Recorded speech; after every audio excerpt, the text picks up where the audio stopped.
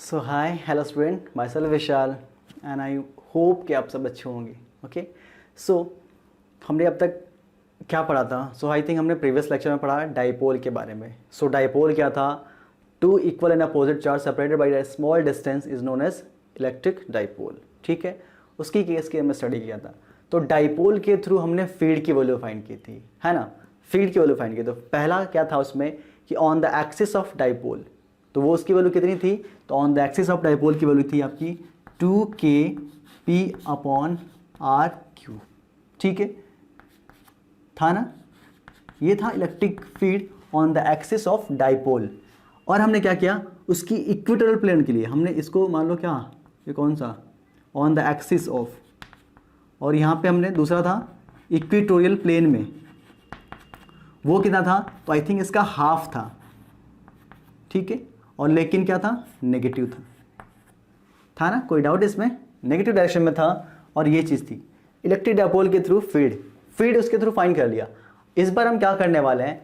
Electric dipole को किसी एक एक्सटर्नल यूनिफॉर्म इलेक्ट्रिक फील्ड के अंदर पुट करने वाले हैं।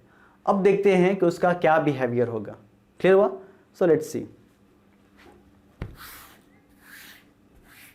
देखिए, तो हमारे पास एक यूनिफॉर्म इलेक्ट्रिक फील्ड है। यूनिफॉर्म मतलब क्या कि वो वैरी नहीं करेगी, हर एक पॉइंट पे फील्ड की वैल्यू क्या होगी, डायरेक्शन क्या होगी, सेम होगी। ठीक है, यहाँ पे हमने क्या किया, एक इलेक्ट्रिक डाइपोल यहाँ पे पुट किया जिसके पास -q चार्ज और +q चार्ज है। जो सेंटर से, मतलब इलेक्ट्रिक डाइपोल के सेंटर से इस चार्ज की डिस्टेंस कितनी a है और इसकी भी a है। तो सभी जानते हो सिंपली इसको। क्लियर हुआ? अब ध्यान दीजिए यहाँ पे। अब इस पे देखे हैं हम कि क्या इस पे इन चार्ज के ऊपर इसके थ्रू, इस फील्ड के थ्रू फोर्स लगेगी? तो जाहिर सी बात है, सब जानते हो कि ये फोर्स लगेगी। आपने देखा है ना कि अगर आपको फील्ड पता हो और आपको चार्ज पता हो तो क्या आप फोर्स की वैल्यू फाइंड कर सकते हो?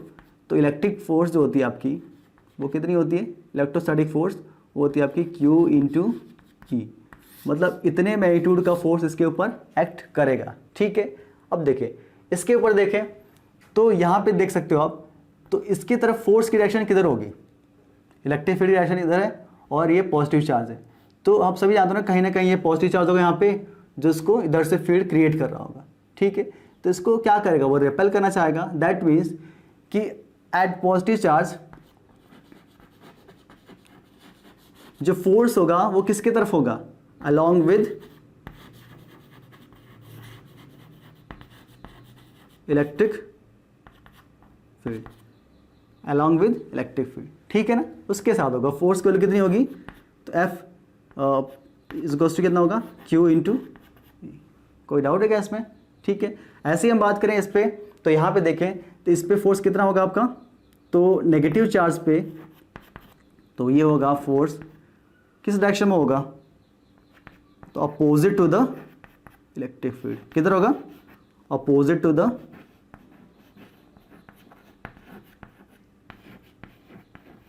Electric field. कोई डाउट इसमें? ठीक है, अब देखिए, सो हमने यहां पे देखा कि यहां पे दो फोर्स एक्ट कर रहे हैं, और अपोजिट डायरेक्शन में।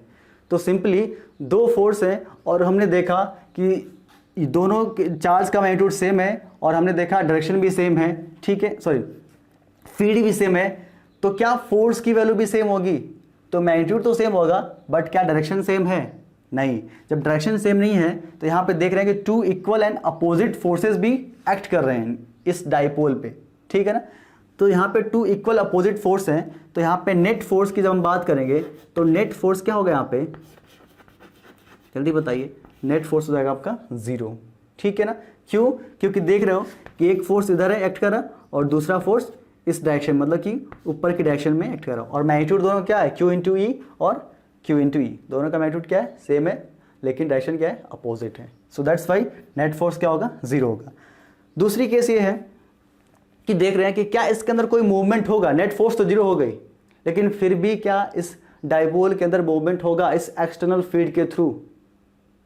हाँ, सो आई थिंक क्लास 11th में आपने पढ़ा होगा एक फैक्टर टॉर्क, है ना?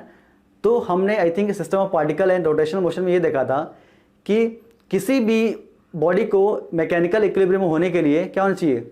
उसके पास नेट फोर्स 0 होना चाहिए और नेट टॉर्क भी 0 होना चाहिए। नेट फोर्स 0 हो ये ज़रूर नहीं कि वो मैकेनिकल इक्विलिब्रियम में होगी, उसके साथ साथ क्या होना चाहिए, टॉर्क भी 0 होना चाहिए। तो टॉर्क की कंडीशन क्या थी कि जहाँ पे क्या हो,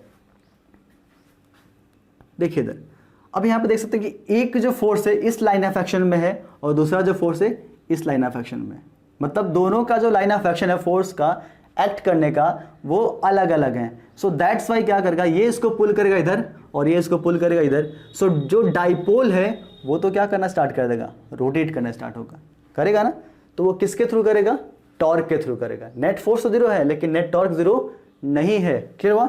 सो आप सभी जानते हो कि नेट टॉर्क का फॉर्मूला क्या होता है, टॉर्क क्या होता है, तो आप जानते हो ना कि फोर्स इनटू परपेंडिकुलर डिस्टेंस, जानते हो ना, फोर्स इनटू परपेंडिकुलर डिस्टेंस। इसको हम यहां पे ड्रॉ करके दिखाते हैं आपको। तो ये हमने कर दिया, ये हमारी फोर्स होगी F is equals to Q into E, electric field के डायरेक्शन में पॉजिटिव चार्ज के थ्रू, और ये हमारा हो गया सेंटर, और ये हमारा हो गया डिस्टेंस बिटवीन, मतलब कहाँ, सेंटर से लेके इस चार्ज के बीच की डिस्टेंस होगी, ठीक है। सो यहाँ पे हम एक हाइपोथेसिस देखते हैं, ठीक है। तो यहाँ पे ये था कि अगर हम डाइपोल का जो अलाइनमेंट है वो इलेक्ट्रिक फील्ड से थीटा एंगल पे है, ध्यान दीजिए यहाँ से, ये क्या है, इलेक्ट्रिक फील्ड की डायरेक्शन है और ये हमारी डाइपोल, डाइपोल की डायरेक्शन क्या होती है, नेगेटिव से पॉजिटिव तरफ, तो ये हमारी हो गई डाइपोल की डायरेक्शन, ठीक है। तो इन दोनों के बीच का जो एंगल है वो कितना है, थीटा है। सो ये वाला एंगल कितना होगा, अगर यहाँ पे थीटा है तो सिंपली ये भी तो क्या होगा, ये तो वही उसी का पार्ट है, ठीक है। अब यहाँ पे देखो, तो हम सभी जानते हैं ना कि टॉर्क इज इक्वल्स टू क्या होता है, force into perpendicular distance. That means कि torque due to positive charge क्या होगा, फोर्स कितना है, Q इंटू ई। अब परपेंडिकुलर डिस्टेंस हम कैसे फाइंड करेंगे, ठीक है।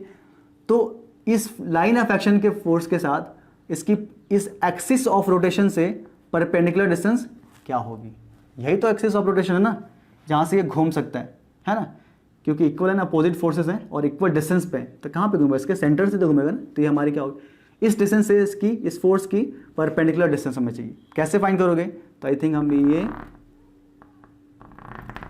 तो इसमें से परपेंडिकुलर डिस्टेंस कौन सी होगी, तो आई थिंक ये वाला पोर्शन ही तुम्हारा क्या होगा, परपेंडिकुलर डिस्टेंस होगा, ठीक है। अगर ये थीटा है तो ये भी क्या होगा, थीटा, क्लियर ना।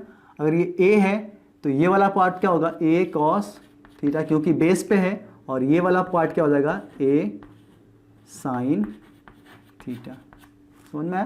तो ए साइन थीटा ये हमारा क्या होगा, परपेंडिकुलर डिस्टेंस। तो q E into a sine theta, ये हमें क्या मिला, torque due to positive charge. हम दूसरी बात करते हैं, torque due to negative charge, force into perpendicular distance. अब देखो नेगेटिव चार्ज के लिए भी अगर ये थीटा है तो ये भी क्या होगा, थीटा हो गया। सेम कहानी, यहाँ से परपेंडिकुलर डिस्टेंस हम फाइंड करेंगे तो वो भी कितना होगा आपका, ए साइन थीटा, ठीक है। अब देखो इसकी डायरेक्शन देखें तो ये किधर घूम रहा है, किधर घुमा रहा है इसको, एंटी क्लॉकवाइज ना, तो ये होगा आपका एंटी क्लॉकवाइज।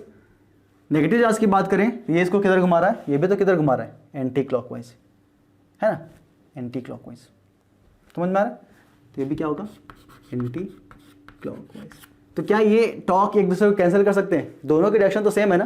तो जब दोनों की डायरेक्शन सेम होगी तो क्या करेंगे, टॉर्क सिंपली ऐड हो जाएंगे। तो यहाँ पे जो नेट टॉर्क होगा, नेट टॉर्क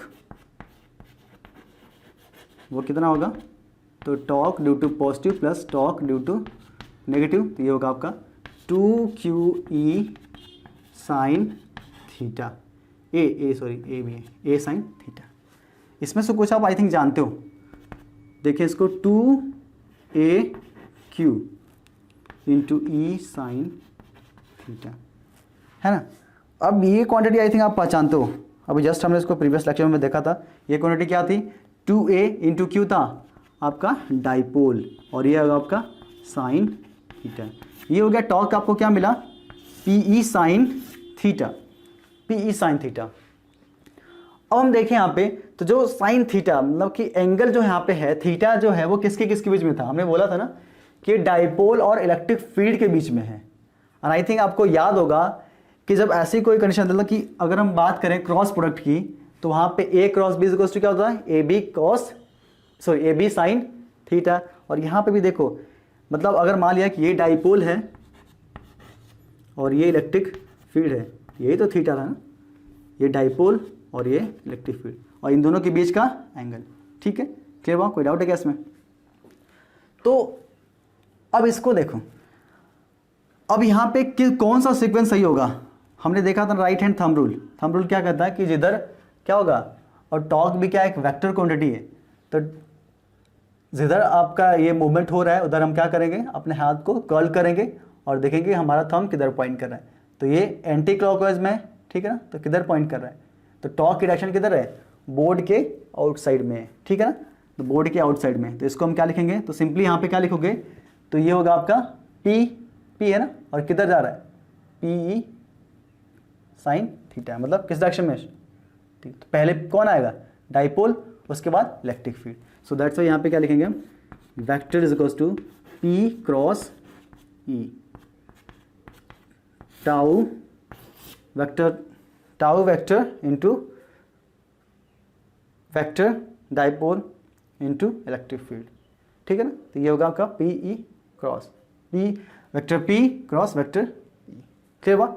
तो ये आपका था torque due to dipole in a external field, clear हुआ? तो इसको नोट कर लीजिए और इसकी कुछ कंडीशंस देखते हैं। सो हमने टॉर्क की वैल्यू फाइंड कर ली है ना। टॉर्क हम कैसे ठीक है, तो टॉर्क की वैल्यू कितनी थी आपकी, क्या था आपका, P क्रॉस ई, P क्रॉस ई, ठीक है। अब P क्रॉस ई था, ये आप सिंपली इसको बोला हमने पी ई साइन थीटा। मतलब अगर इस केस में देखें, अगर मान लो कि डाइपोल सेम है, ठीक है, और इलेक्ट्रिक फील्ड भी क्या है, कांस्टेंट है, ठीक है, तो सारी जो टॉर्क की वैल्यू है वो किस पे डिपेंड करेगी, आई थिंक सारी की सारी जो टॉर्क की वैल्यू होगी वो डिपेंड करेगी थीटा पे, है ना, साइन थीटा पे, कि साइन थीटा की वैल्यू कितनी होगी।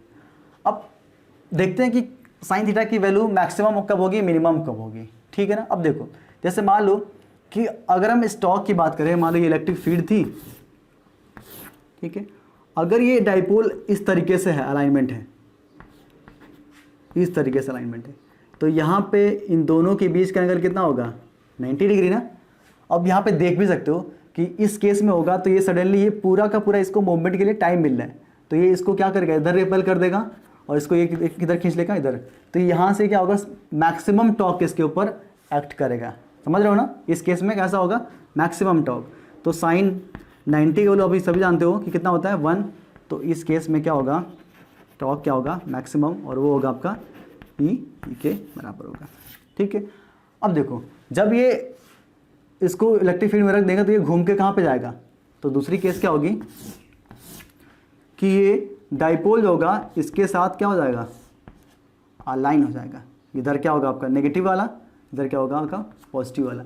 जब इसके साथ अलाइन हो जाएगा तो इधर इसको खींच लेगा, इधर खींच लेगा, क्या उसके अंदर कोई मूवमेंट होगा, इसमें नेट फोर्स भी जीरो होगा और यहाँ पे लाइन ऑफ एक्शन भी क्या है, सेम है। सो दैट्स वाई यहाँ पे जो नेट, ये क्या होगा, मैकेनिकल इक्विलिब्रियम में होगा, ठीक है ना, मैकेनिकल इक्विलिब्रियम। इस बार क्या कंप्लीटली मैकेनिकल इक्विलिब्रियम में है, ठीक है। यहाँ पे नेट फोर्स भी ज़ीरो है और नेट टॉर्क भी ज़ीरो है, ठीक है। ये तो, और इस कंडीशन में थीटा कितना होगा आपका, 0 डिग्री, और सभी जानते हो कि साइन 0 की वैल्यू कितनी होती है, 0। सो that's Y torque will be 0, ठीक है। समझ में आया कुछ? तो ये था बेसिक चीज़ें थी आपकी टॉर्क के लिए, और इससे बहुत ही इंपॉर्टेंट क्वेश्चन बनते हैं आपके बोर्ड में और आपके एंट्रेंस वगैरह में, ठीक है। सो आज के लिए सिर्फ इतना ही। So thank you.